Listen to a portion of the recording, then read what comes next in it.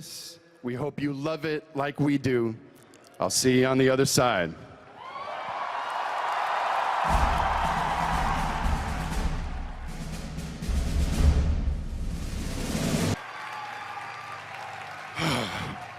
Overwatch.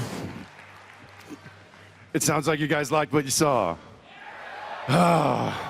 It feels good to share this idea. Blizzard. Overwatch is an intelligent cascade of disparate ideas, supporting one another, pouring into one another, and coiling around themselves as they flow into the brilliant shooter underneath. Overwatch exists at an intersection between design and artistry, a crossroad at which pure tactile joy meets refined, intelligent design to create a rare spark of magic.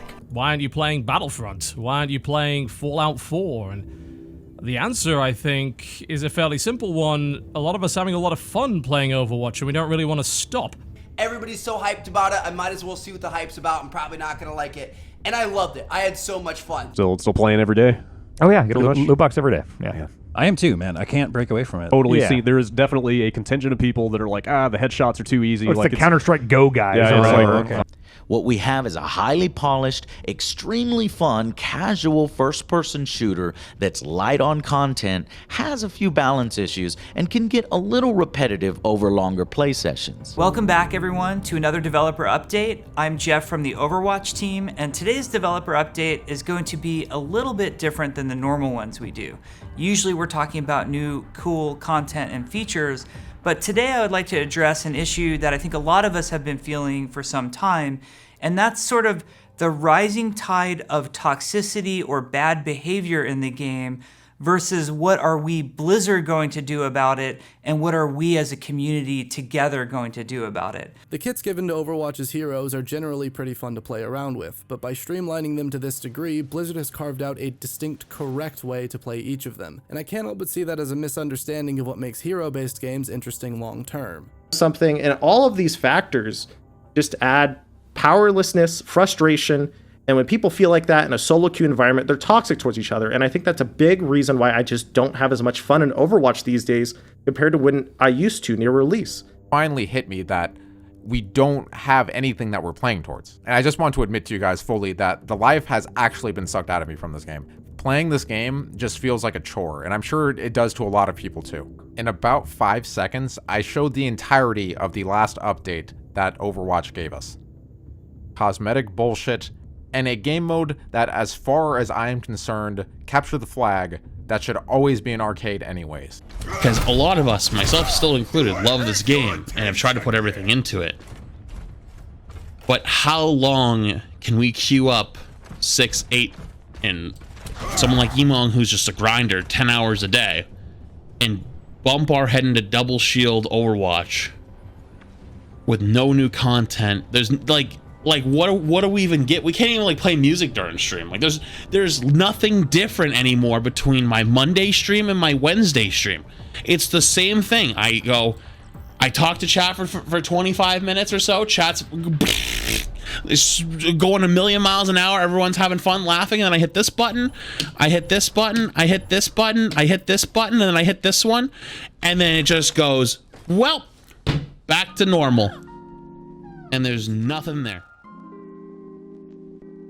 Overwatch started as a fun, approachable shooter. It had diverse characters, colorful levels taking place all around the world, and a community that felt much more approachable than its fellow FPS counterparts like CSGO or Call of Duty. It had this ability to bring people to it who otherwise would never touch a competitive FPS. I've definitely seen people saying like, this is the baby team shooter for babies. Sure, I'll take it. I'm not a first-person shooter guy. I have a great time playing it. It's gotten me back into that kind of competitive like first-person stuff. It got me into team-based, class-based stuff in a way that I did not expect. I don't have any fun playing stuff like Counter-Strike Go because everyone takes it so seriously. Let's talk so about hardcore. Quake Live. But somewhere along its now 6-year run, something changed. When I think of it now, I don't think of that same warm, welcoming community that it once had. I think of the recent years, with hardly any updates, a community that seems to become more and more toxic by the day. Whatever, kill yourself. And a developer who has lost much of its goodwill with its fans. I want to know why. What happened to turn this game upside down? And what lies ahead for it? And most importantly, what changed Overwatch? Before we get going, I want to go back and talk about what came before Overwatch. When Overwatch wasn't really Overwatch at all, it was Titan. Titan was going to be a sci-fi MMO FPS with an art style inspired by TF2, where players would be playing on a futuristic Earth after an alien invasion. There was going to be a distinct day-night cycle where players would battle at night and live normal lives in the day. A unique concept for sure, but after 7 years of development, the game was cancelled, and as far as we know, there was only one real reason why. It wasn't fun. We don't know how much of Titan was taken over to Overwatch, but what we do know is that after Blizzard officially cancelled Titan, Overwatch was announced, and some of the same team members who originally were working on Titan were the ones now working on Overwatch. When looking at it in hindsight, it makes so much sense then why Overwatch felt different from the competitors out there. It was being made by people who actually cared about it being fun. It also had one of the biggest and most popular game developers at the time, Blizzard, with a team who were so dedicated to making a fun game that they were willing to scrap almost 7 years of work and start from scratch. That's what you need to know about Overwatch. It was birthed out of the desire to make a game that was fun. Overwatch was announced at BlizzCon 2014 with a gorgeous cinematic trailer, and initial impressions were extremely positive, praising the game's easy-to-understand characters at the same time their complexity. The beta ran from October 2015 to April 2016, and those initial impressions from BlizzCon carried over to the beta, now just with more and more hype building up to the game's official release. The one thing that stood out to me was I don't think I've ever played a first-person game with that many classes, with that many systems, and that many different characters, that you learn that stuff so quickly. You hit F1, it gives you an overlay and says, these are the 3 things you need to know that this character can do. Hit Q, hit E, and hit Shift, and then just go have fun. I've never played, that's what Blizzard do. In May 2016, Overwatch officially released and kicked off what I consider to be its golden era. Upon release, it was everything that I wanted it to be. It was different from the other games out there. For the lack of a better term, it felt casual. A game that you could pick up and play a few rounds of and have a good time, without having to dedicate 40 hours a week to stay competitive. The only main criticism of the game being a lack of content, only having 2 real modes, a handful of maps, and a lackluster progression system. All feelings that people still have to this day.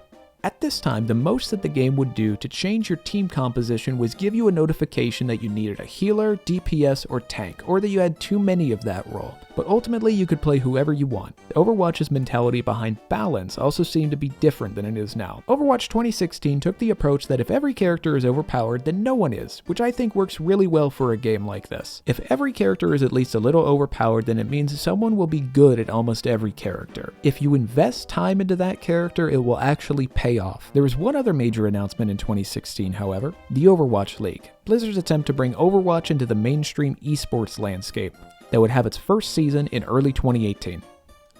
During this period, the game saw almost constant updates. Now admittedly, some were bigger than others, but compared to nowadays, it was a goldmine. It felt like the game was really being supported, with constant seasonal events that we hadn't seen before, new characters, new maps, new balance changes. Some changes that took place in 2017, just to name a few, were the Year of the Rooster, Orisa was added, the Anniversary event, the Lunar Colony map, Doomfist was added, Summer Games, Junkertown, they nerfed Mercy, and they accidentally made her broken, and Halloween Terror. It felt like every time you blinked there was a new seasonal event. As a whole, the game felt really strong, with a constant stream of players coming in to keep the game fresh along with these updates. It was a good time to play Overwatch. But that era would be short-lived. 2018 was a tough year, and what I dubbed the beginning of the end. This was the first year that Overwatch officially had the Overwatch League. If you look at it on paper, Overwatch was just as strong as it was in 2017. However, besides most of the events being recycled from the previous year, one of those updates was one of the most catastrophic updates in the entire lifespan of the game, and I would argue is still negatively impacting Overwatch to this day, going as far as to negatively impact Overwatch 2. That would be the update that added the character Brigitte. An update that was meant to fix the game's stale meta ended up breaking it. Brigitte was a healer, with tank-like attributes, high DPS, and an ability that could kill almost any of the other DPS characters. She was created to combat the dives meta. Dives was a strategy centered around speed, high damage, and picking the correct target to dismantle the other team's composition. And it worked. It worked really, really well. It worked so well, in fact, that most major teams began running the dives meta. And what's the fun in watching an esport in which all the metas are the same, in which every match is the same? They were in for a surprise. Brigitte was overpowered, to say the least. She was a perfect counter to the DPS characters of the Dives meta. The meta that took its place, however, was much worse: goats. Goats consisted of 3 tanks, 3 healers, and the main goal was to hit the other team as hard as possible. Because Brigitte was such an overpowered character, players who normally played DPS like Genji or Hanzo, or even Tracer, were now compelled to switch to Brigitte. And frankly, why wouldn't they? She did high damage, healed her teammates, and had an ability that would stun and kill almost any of the other DPS characters in the game. Her only real downside is that she didn't have much range. Overwatch had overpowered characters in the past, like Ana for a while, and Mercy when they tried to nerf her and accidentally made her several times better for a while. But I believe that this one was so much worse because it reflected the first time that the dev team created a new character specifically to shift the game's dominating meta at the highest level of play. This is one of the biggest reasons why I believe Overwatch has changed, because the developers began changing the experience for 100% of its players, not because it made the game more fun, but because it better suited that 1% of players at the top. Instead of the core idea for a new character being X is going to be so much fun to play and then balancing them, the idea for Brigitte felt much more like the core was, we need to make a character that is really good against DPS like Tracer and Genji because they're dominating the Overwatch League. All of this I think would be understandable if the devs saw the issue of how powerful she was and fixed or nerfed her in a reasonable amount of time, but they didn't. Take another competitive FPS like CSGO. A long ways back, CSGO added the revolver and accidentally made it far too powerful. It hit like an op and cost $800. It was completely broken, but how long did that last? 48 hours and it was fixed. On the other hand, look how long it took them to do anything meaningful with Brigitte.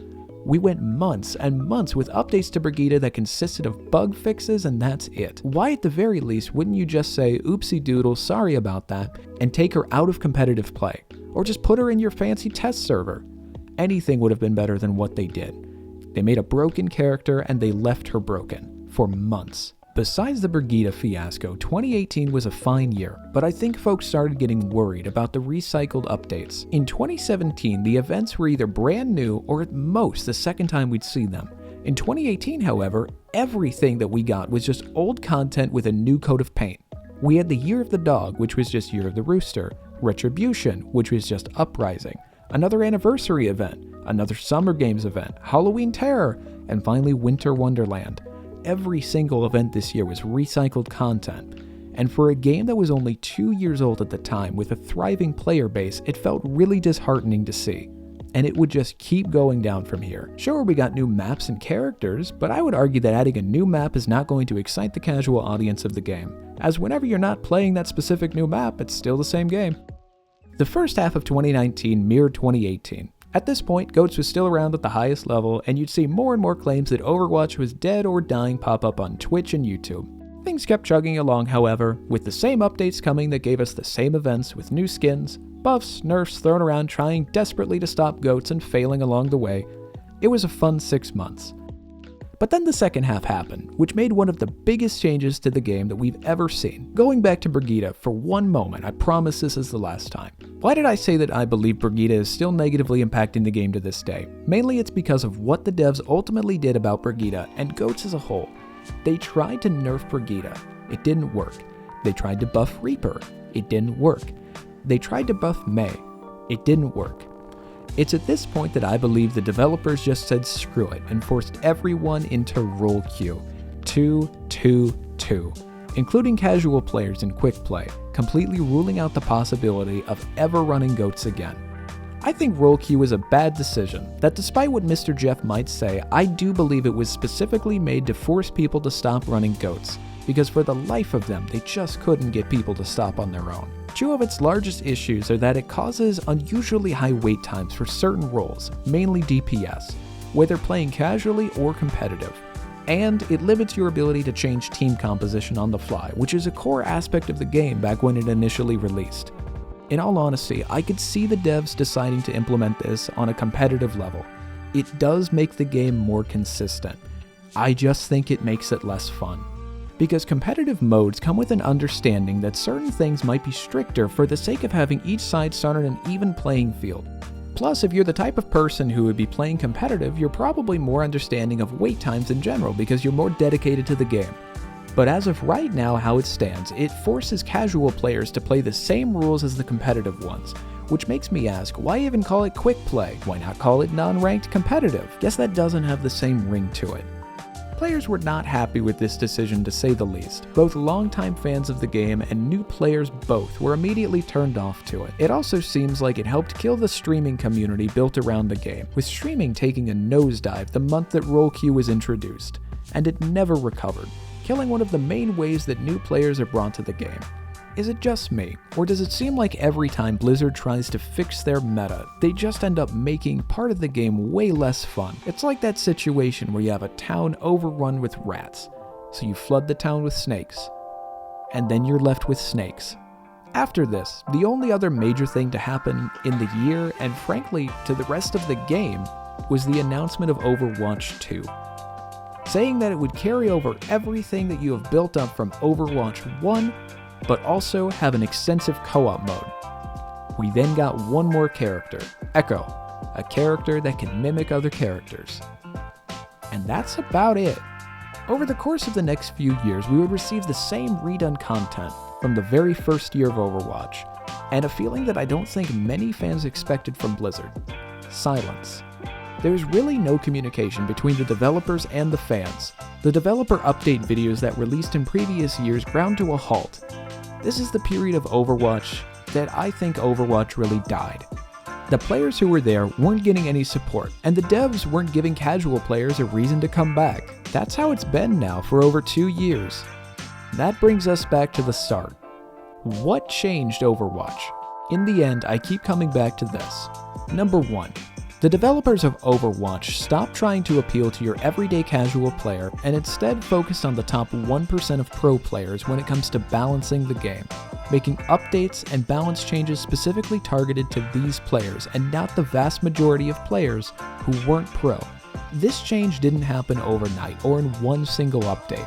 I know I spent a lot of time covering Brigitte in this video, but I don't believe that she is the only update that screwed with the game. She is just a perfect example of it. Number 2, a lack of new content for years caused them to alienate more dedicated players. When you have an audience that is consistently playing your game, you must either keep giving those players something new to keep the game feeling fresh, or something to work towards. Overwatch stopped giving those players anything new a long time ago, and the thing that dedicated players were given to work towards was ranking up, which with the way the game was balanced stopped being based on your ability to adapt to any given situation and playing well. It became a simple question: do you have enough friends that you can get together and make them run the meta with you? Overwatch has 32 characters in its roster, and at any given time I'd argue that less than 10 are competitively viable. Number 3. Why after a long day of work would a casual player want to wait 10 plus minutes for a match of Overwatch, just to play a DPS character like McCree, who isn't even named McCree anymore because the person he was named after did terrible things? Because during all of this, we've seen an incredible rise in other games that are friendly like Overwatch, whether it's Fortnite or Apex, or any other colorful game for that matter with interesting characters that have come out in the past few years. With wait times that are so much shorter, why would you wait 10 plus minutes just for a game that lasts 5 minutes? Remember how I mentioned earlier how Overwatch was created out of the desire just to be fun? How the developers scrapped 7 years of work because it wasn't fun? I believe that's what changed Overwatch. The spark went out. The updates to the game were no longer being done to make the game more fun. They were being done to make the game more competitively viable, and eventually they weren't being done at all. Overwatch started with something amazing and truly special, bringing people to it that otherwise wouldn't touch a competitive FPS. Throughout the years, both the casual audience and the pro audience have both been alienated. Maybe Overwatch 2 will be able to bring that spark back to life, but only time will tell. Thank you for watching, and God bless.